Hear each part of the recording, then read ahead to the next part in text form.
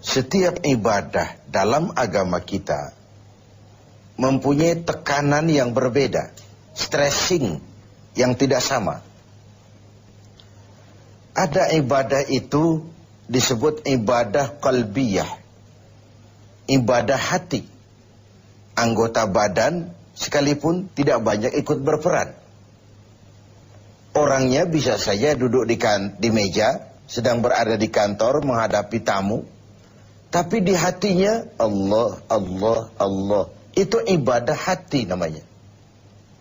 Dia bisa berdiri di tepi pantai, melihat lautan luas terhampar membiru. Bukan main lautan ini.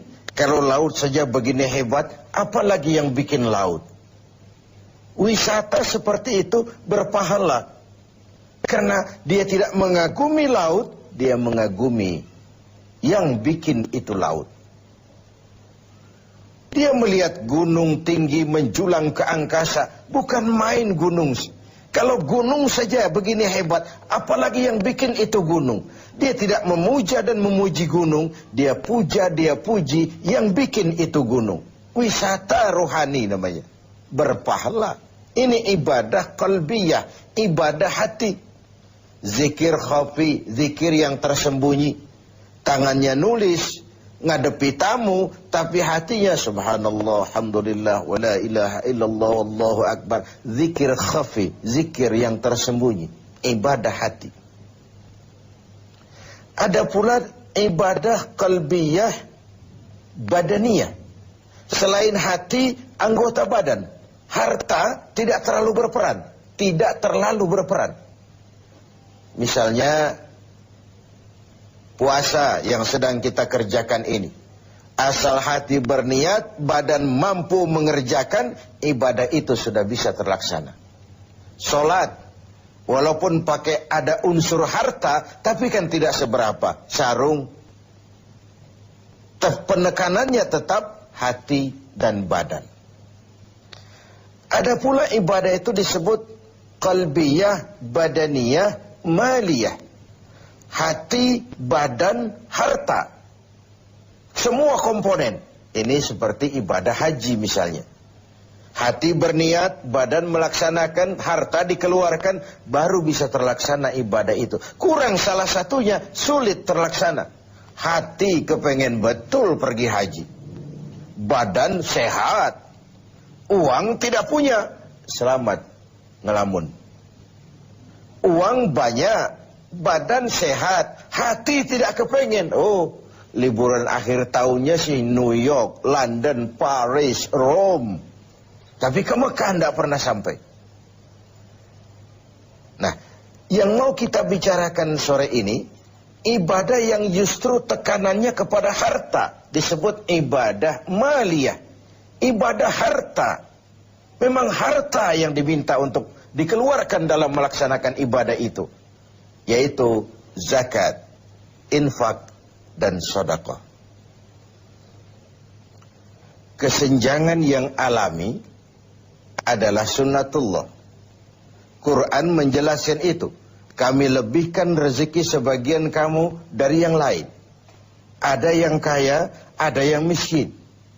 Ada yang alim, ada pula yang awam. Itu sunnatullah, itu natural of law. Kenapa kesenjangan kita permasalahkan? Karena kesenjangan yang terjadi, kesenjangan struktural. Kita juga menyadari bahwa pemerataan bukan menciptakan manusia Indonesia dengan standar ekonomi yang sama ala komunisme. Rumahnya sama semua, semua punya mobil, semua gajinya sekian. Tidak. Allah melebihkan rezeki sebagian kamu dari yang lain. Bukan persamaan model komunisme. Kesenjangan adalah sunnatullah. Allah lebihkan rezeki sebagian kamu dari yang lain.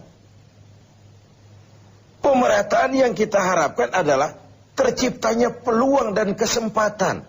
Artinya kalau yang kaya bisa semakin kaya, kenapa yang miskin tidak bisa ikut naik jadi sedikit lebih maju? Yang sudah maju lebih maju lagi. Terbuka peluang untuk kesempatan adanya. Nah, Untuk itu, Islam memberikan tuntunan. Di dalam hartamu itu, walaupun dia hasil keringatmu, pergi pagi, pulang sore, peras keringat, banting tulang, bekerja, dengan segala kemampuan yang ada, di dalam hartamu itu, di sana ada hak yang lain. Ada hak bagi yang lain. Dan hak itu harus dikeluarkan. Dalam bentuk apa? Dalam bentuk zakat dengan hitungan yang tertentu untuk kelompok orang yang tertentu juga. Apa manfaatnya? Nabi bersabda, zakku amwalakum bizzakah. Bersihkan hartamu dengan zakat. Zakku amwalakum bizzakah. Bersihkan hartamu dengan zakat. Yang dimaksud di sini tentu kalau dalam harta yang kita cari itu bercampur dengan yang haram sedikit, ada yang tidak jelas sedikit, ada yang terkena syak, ragu-ragu sedikit, itu yang dibersihkan dengan zakat. Ada yang menggunakan dalil tadi secara salah. Kita korupsi saja, nanti kita zakatkan. Kan katanya Nabi, zakku amwalakum bizzakat. Bersihkan hartamu dengan zakat. Jadi kalau sudah kita zakatkan, bersih sudah. Itu kan politik money laundry. Dan itu tidak dikenal. Baju yang kita bersihkan itu, baju yang kena kotoran. Tapi kalau kotorannya sendiri, kan tidak bisa dibersihkan. Bagaimana mau mencuci najis? Yang dicuci, baju yang terkena najis. Najisnya sendiri, dicuci secara apapun, ya tetap najis namanya. Jadi tidak bisalah kita mengambil sesuatu dari yang haram, lalu kita zakatkan, lalu berdalih kepada ini sudah bersih karena sudah dizakatkan. Bukan itu. Nah, zakat fungsinya adalah membersihkan harta. Ibarat bangunan rumah, zakat itu semacam pintu, jendela, lubang angin, AC, kamar mandi, yang fungsinya membersihkan. Membersihkan harta kita kalau dia zakat mal. Membersihkan jiwa kita kalau dia zakat fitrah. Membersihkan tanam-tanaman kita kalau dia zakat zuru'. Membersihkan barang tambang.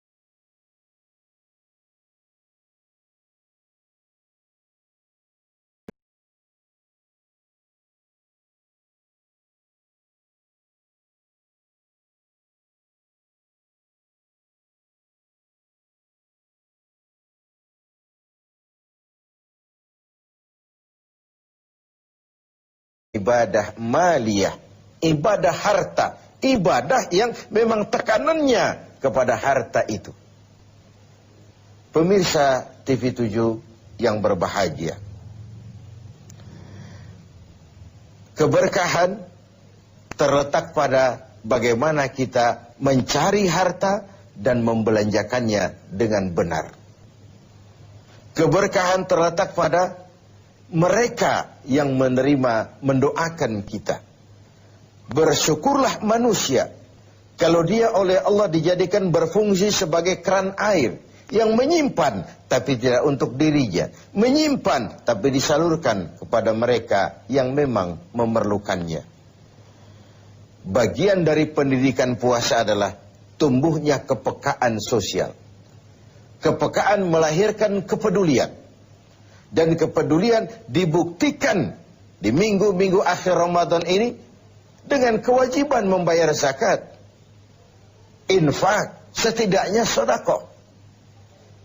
Nah, pada sisi lain, ketika ada ajaran untuk mengeluarkan zakat, ini kan sebenarnya sudah anjuran juga dari Islam.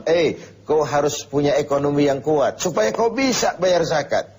Kau harus jadi berhasil, kau harus jadi orang mampu, kau harus mapan supaya kau bisa bayar itu zakat. Tangan di atas lebih baik daripada tangan di bawah. Memberi lebih baik daripada meminta. Walaupun kedua-duanya tentu kalau sama-sama ikhlasnya pun bukan hal yang hina. Pemirsa TV7 yang berbahagia. Ada kaidah lil wasail hukmul maqasid. Alat dan tujuan menduduki hukum yang sama.